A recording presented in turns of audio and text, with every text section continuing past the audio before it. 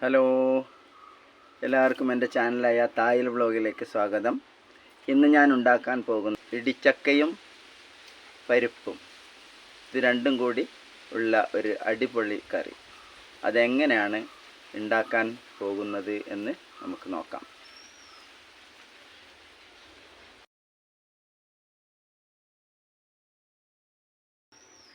ഇനി ഇതിങ്ങനെ വട്ടത്തിന് കൊടുക്കുക. ഇതിൻ്റെ തോല് കരുള്, ഞങ്ങൾ കരുള് എന്നാണ് പറയുക. ഞങ്ങൾ എന്തെന്നാണ് പറയാമെന്ന് നിങ്ങൾ കമൻറ്റ് ചെയ്യുക. അതായത് ഇതിൻ്റെ പുറന്തോട് അതൊക്കെ ആ മുള്ള് പോലുള്ളതൊക്കെ ചെത്തിക്കളഞ്ഞിട്ടുണ്ട്. ഇപ്പോൾ ഇനി ഇത് വട്ടത്തിലാണ് ഞാൻ നുറുക്കുന്നത്. പലരും പല രീതിയിൽ നുറുക്കും, ഞാൻ വട്ടത്തിൽ നുറുക്കുകയാണ്. വട്ടത്തിൽ ഇങ്ങനെ കഷ്ണം വെട്ടും, എന്നിട്ട് പിന്നെ അത് നുറുക്കും. അങ്ങനെ വെള്ളത്തിൽ എടുത്തിട്ടാൽ ഇതിൻ്റെ ആ പശ വല്ലാതെ ഉണ്ടാവില്ല.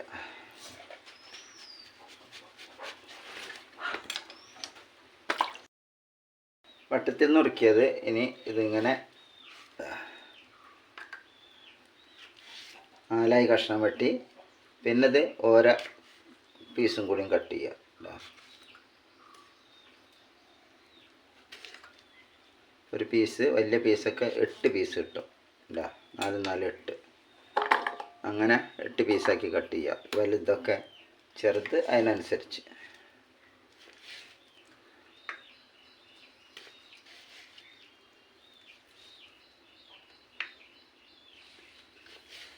അങ്ങനെ കട്ട് ചെയ്യുക, അങ്ങനെയൊക്കെ കട്ട് ചെയ്യുക. അപ്പം നമ്മുടെ ഇടിച്ചക്ക ഇതങ്ങനെ കഷ്ണം വെട്ടി വന്നിട്ടുണ്ട്. ഇന്ന് ഞാൻ കഴുകിയിരിക്കണേ. അതിൻ്റെ ഈ ഒരു പശ ഉണ്ടല്ലോ, ഒരു വെളുത്ത പാലുണ്ടല്ലോ, അപ്പോൾ അതാണ് പോയിക്കോട്ടെ എന്ന് വിചാരിച്ചൊന്ന് കഴുകിയെടുത്തതാണ്. ഇത് ഞാൻ പിന്നെ കുക്കറിൽ ഒരു 100-150 ഗ്രാം പരിപ്പിട്ടുണ്ട്. അത് ഓരോരുത്തരുടെ ഇഷ്ടമാണ്, എത്ര വേണമെങ്കിലും ഇടാം. പിന്നെ അതിലേക്ക് ഇതിട്ടിട്ടുണ്ട് ചക്ക, ഇടിച്ചക്ക ഇതിലിട്ടിട്ടുണ്ട്.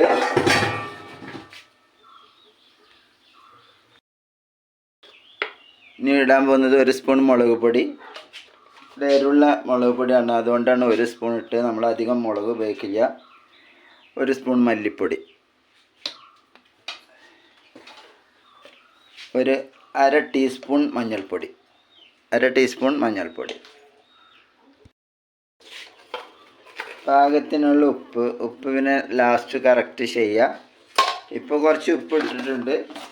ഇനി ഇത് തേങ്ങ അരച്ചിട്ടാണ് വെക്കുന്നത്. ഞാൻ പച്ച തേങ്ങ തന്നെയാണ് അരച്ച് വെക്കുന്നത്, വറക്കണമൊന്നുമില്ല. വറുത്തിട്ടും വെക്കാം, വറുത്താൽ ഒന്നുകൂടി ടേസ്റ്റ് ഉണ്ട്. പച്ചക്ക് അരക്കുമ്പോൾ വേറൊരു ടേസ്റ്റാണ്. ഒരു തണ്ട് കറിവേപ്പില. അപ്പോൾ ഇതിലേക്ക് ഒരു മുറി തേങ്ങ എടുത്തിട്ടുണ്ട്. ഒരു മുറി തേങ്ങ, ഒരു 6 ചെറുള്ളി. ഇനി അതിൽ 1 സ്പൂണ് പെരിഞ്ജീരകം ചേർക്കുന്നുണ്ട്.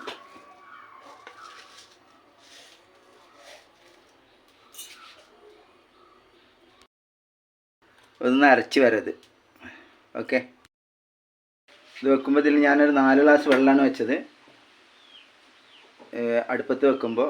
ഇപ്പോൾ ഇത് 2 വിസിൽ വന്നപ്പോൾ ഞാൻ ഓഫാക്കി. ഇപ്പോൾ വെള്ളമൊക്കെ വറ്റിയിരിക്കുന്നു. ഇപ്പോൾ ഇങ്ങനെ ഭയങ്കര കട്ടിയിലിരിക്കുകയാണ്. ഇനി ഇതിൽ തേങ്ങ അരച്ചത് ഒഴിക്കുക. തേങ്ങ അരച്ച് വന്നത് ഇതിലേക്ക് ഒഴിക്കുകയാണ്. തേങ്ങ അരച്ചതാണിത്, ഇതിലേക്ക് ഒഴിക്കുക. ഇത് കലക്കിയിട്ട് ഇതിൽ കുറച്ചും കൂടി വെള്ളം ഒഴിക്കണം. ഇതിൽ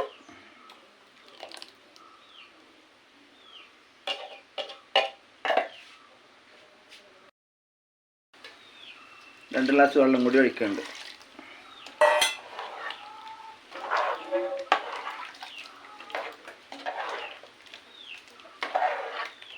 ഈ തേങ്ങ ഒന്ന്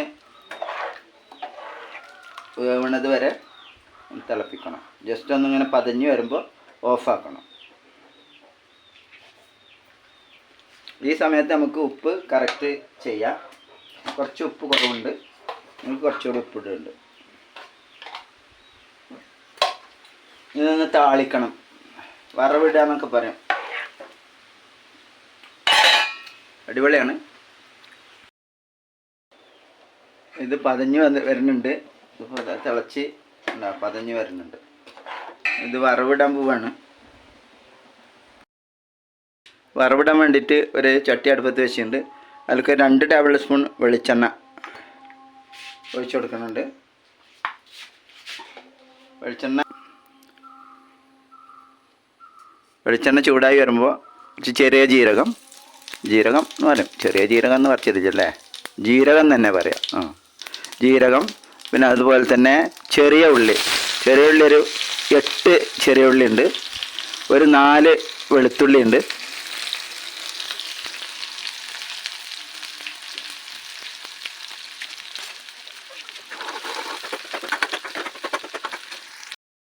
അപ്പോൾ അതൊന്ന് മൂത്ത് വന്നിട്ടുണ്ട്. ഈ സമയത്ത് നമ്മൾ ഈ കറിവേപ്പിലയും വറ്റൽമുളകും കൂടി ഇട്ടെടുക്കുക. ഒരു 3 വറ്റൽമുളകുണ്ട്, ഒരു തണ്ട് കറിവേപ്പിലുണ്ട്.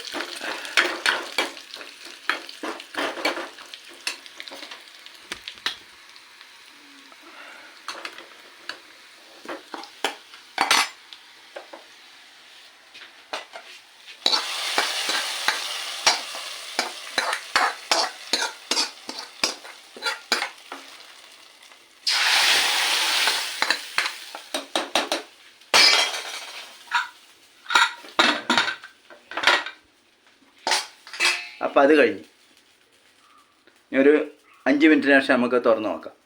എന്ത് സാധനം നമ്മളൊന്ന് വറവിട്ട് കഴിഞ്ഞാൽ അതൊന്ന് ചുരുങ്ങിയത് 3 മിനിറ്റെങ്കിലും മൂടി വെക്കണം. അപ്പോഴാണ് അതിൻ്റെ ആ ഫ്ലേവർ അതിൽ പിടിക്കുള്ളൂ. അപ്പോൾ ഇതൊന്ന് തുറന്ന് നോക്കാം. ഒരു 5 മിനിറ്റൊക്കെ കഴിഞ്ഞ് അത് നല്ല സ്മെല്ലുണ്ട് കേട്ടോ. അടിപൊളി കറിയാണിത്. എല്ലാവരും ഒന്ന് ചെയ്ത് നോക്കുക. ഈ രീതിയിൽ എല്ലാവരും ഒന്ന് കുക്ക് ചെയ്തിട്ട് നോക്കുക.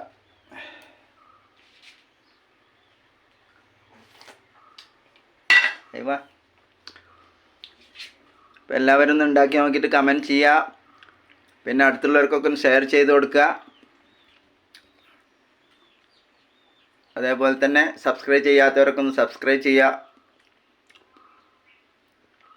കമൻറ്റ് ചെയ്യുക, ലൈക്ക് ചെയ്യുക. Okay, bye. അങ്ങനെ ഇടിച്ചക്ക പരിപ്പ് രണ്ടും കൂടി മിക്സായിട്ട് പച്ചത്തേങ്ങ അരച്ച് വെച്ചത് വളരെ രുചികരമാണ്. എല്ലാവരും ഒന്ന് ചെയ്തു നോക്കുക.